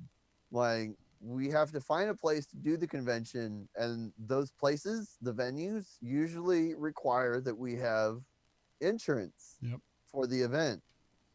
And so that's the holdup now, is good luck getting insurance right now to hold an event for thousands of people that are all going to be gathered in one area. And most insurance doesn't cover these kind of events either. And nobody knows that that's what we're all getting hit with. It's like, look, we would love to have events again, but I think that that's going to be something that's going to affect people too, which is like, you might think, hey, why hasn't stuff started up yet? Like, I really wanted to go to blank and it's December of this year and they're not doing it. And it's like, well, insurance may still be telling people like myself, the event organizers, like, no, you are still too risky.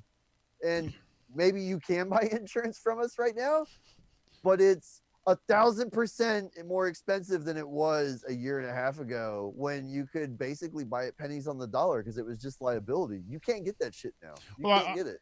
Just on a side note, if you're watching and right now or later on when you watch a recording of this, if you know any vendors that make a living selling stuff at these conventions, help them out.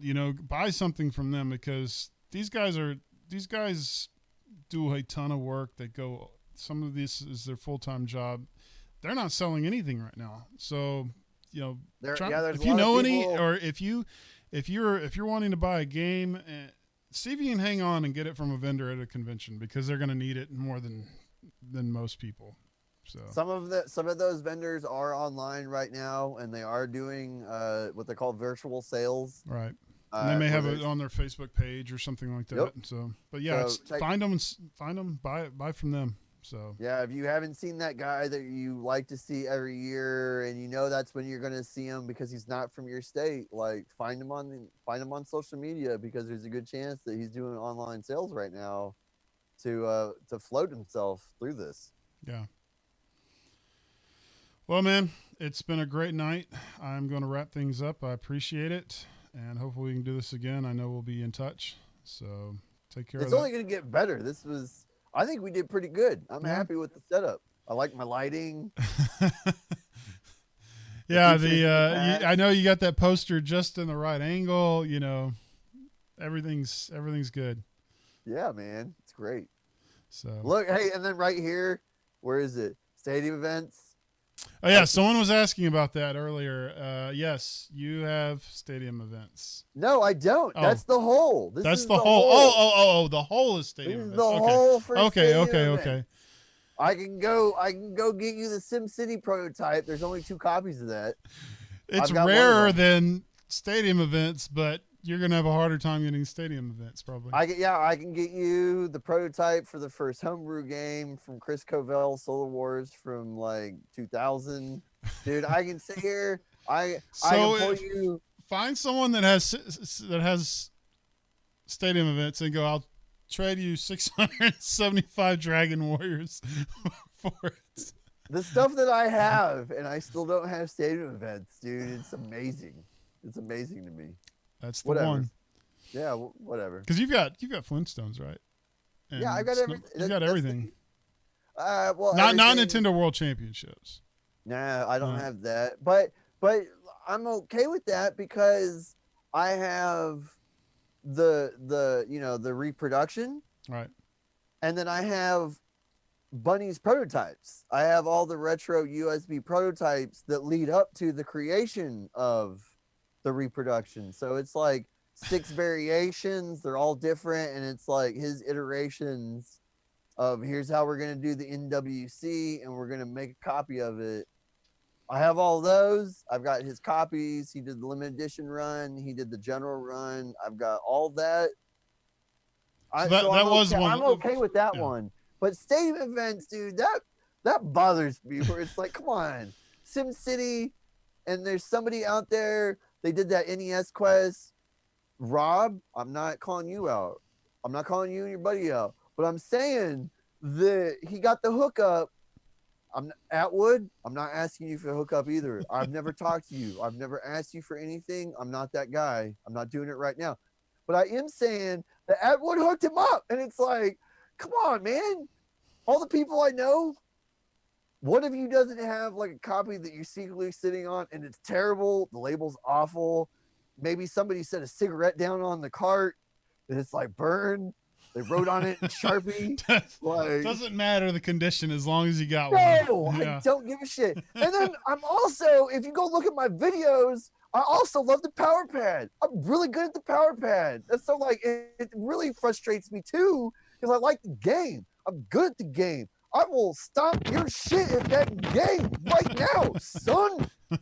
I don't have a copy. It's like all this other stuff I have, still no stadium events. I almost had the faceless copy. That vendor, I see him everywhere. I hope he's doing okay. I haven't seen him in a while because everything's closed down. I love that guy. He sold that one and then they slabbed it and they sold it on a heritage auction. That was probably as close as I got to like actually getting one. Yeah. So I kept making him an offer. I was like, I'll give you $6,000 cash right now. And he was like, I'm not going to do it. Because he always had it labeled for like 10 at his booth. And it was like, come on, dude. Like, it's the label's like, you cut out the label. Come on. Like, it's not worth $10,000. He finally was like, you know what? I'll admit $6,000 is a very fair offer. And I said, thank you. Like, that was all I needed was for him to quit like telling me no and just say it was a fair offer. It was like, God, thank you, dude. The head's cut out. I really wish I had that one. I didn't get it. Whatever, man. So we have one last question. How many aftermarket NES games do you have? Woo, a lot? More than so the thing is, like, it's weird. I am big into aftermarket. That encompasses everything. That's going to be reproductions, translations, hacks, homebrews, experimental carts, chiptune carts. Like, it kind of, because I think all of it's cool. Anybody who's doing something for the Nintendo, I dig that stuff because it's just it boggles my mind that some of these people like V Gray, who is a hacker, and like the stuff that he's doing, he's just like pushing the Nintendo to the limits, like seeing if he can make 6502 output, Twitch chat, like live during TOSBot, like programming sessions and stuff like that. I think that stuff's cool. Like, it's just, that's not what it was designed for. but here's what we're doing with it. Like all of it, you know, emulators, just everything. Like it's cool to me.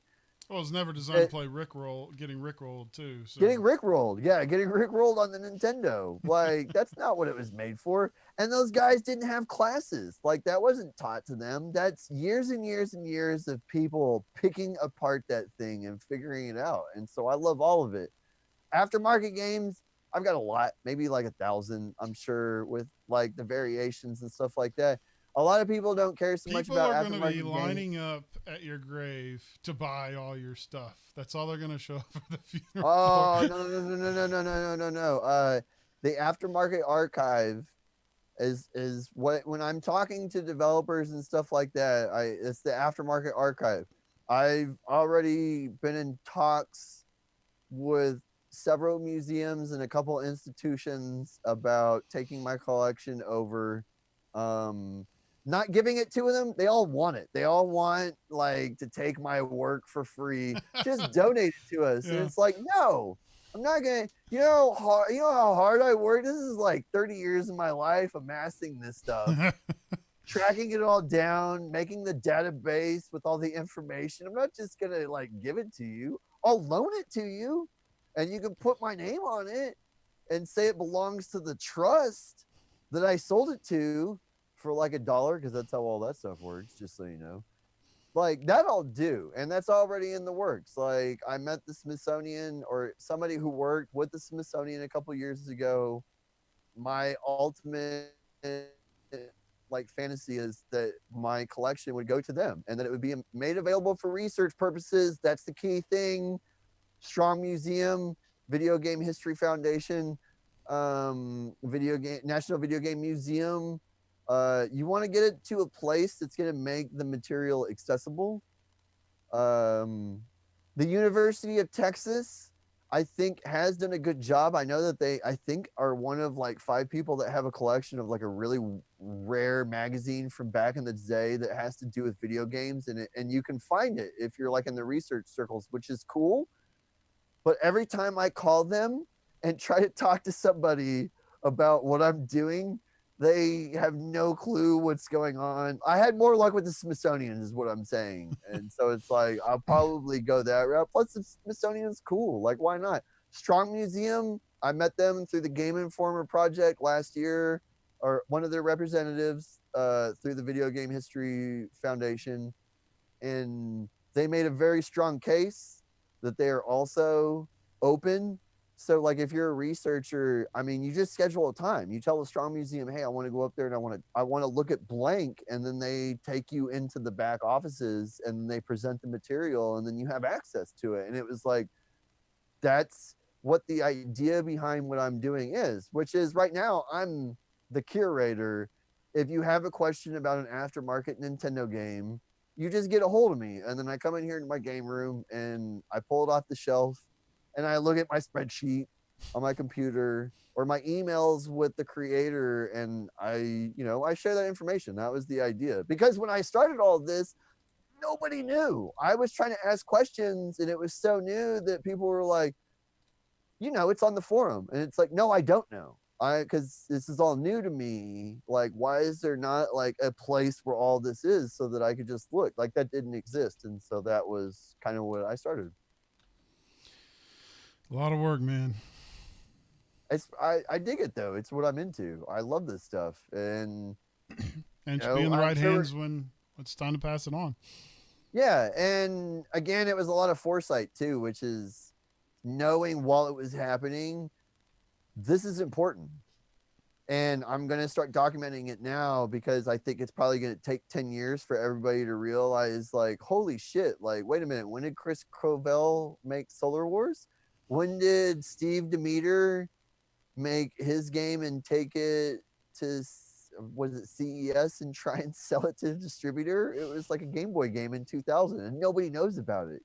I know about it because I got lucky enough to interview him. Stuff like that, man. Like, that's what I've got, and I'm not trying to hoard it. Like, I want people to know about this stuff, and so I'm all about getting it out there and saying, hey, look at all these things, man. Look at all this cool stuff people are doing. It's awesome. Nope, it's great. Every time I walk in, I can't stop looking around. It's always something new to see. There's so much. So, all right, man. Well, that is it for us tonight. Definitely calling it. Appreciate you coming on. So hope you have a good rest of your evening and take care of that beard, or at least shave it for your wife's sake. But Hey, man, when you got the lull, schedule me again and let's start talking about all the stuff we didn't talk about. God, all right, there's man. so There's much, plenty. dude. Yeah. So, hey, man, thanks a bunch and have a good night. All right. Later, Hal. All right, everyone. I really appreciate you coming on tonight for our very first podcast episode. I know we can be a little bit long-winded. Next week probably won't be quite so long, but we had a lot to talk about and a lot of good stuff. Go look up Mother to Earth, the documentary. Go, check it out. Watch the trailer. It's really good. I think when it finally comes out, it's going to be a great documentary to watch. That was a very high-quality trailer. We're going to be talking with our TGC Free-In. His name's Ian Sanford. He is our 2-time Player of the Year next week, and probably one of the best, if not the best, Smash 64 player in the world. And it's going to be Thursday, May 21st at 8 p.m. Central Time. And when we just to end things, I'm going to show the trailer one last time. And then we'll see you from there. Make sure you follow us on Facebook. This is the Retro World Series. Follow us on Facebook, Twitter, YouTube, Twitch, Instagram. You'll find us. And we got a lot of good stuff. We'll hopefully be bringing back our tournament soon and all this chaos. And we'll see you next week. Have a good night.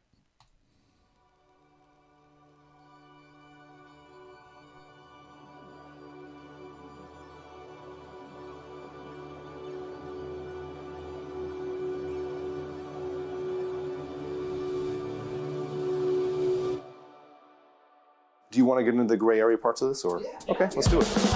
I was always looking at the schedule. This is when it's coming. This is when it is. And then it was, nope, we're not going to do that. Our first step was to figure out how this game ended up online in the first place. This was an unreleased game for the original Nintendo. How did it end up on the internet for everyone to download and play? I'd never come across something that was like bootlegged, unreleased like that before in my life. I said, I have one that never was released. It's called Earthbound. He's like, his eyes just got like huge. The question was posed, is this illegal or not? We have a lot of problems, and not the first of which is probably just theft from the company, right? Nobody really knew what this was at this point. Is it legit? Can we buy it? I wish I had the files that I had when I worked at Nintendo. Most likely somebody took all those and most of them just ran in the shredder. A lot of people believed that it was fake. Do you think that card is legit? I think it is. Nothing on there is screaming at me, oh, that's fake. I'm having a hard time keeping track of all of these prototypes. でさらにどの文化もそうですけど、ちょっと言っちゃえば頭のおかしいやつがいないと文化って保存されないじゃないですか。To them, it's just kids' games. It's a commodity. But some commodities have value beyond that.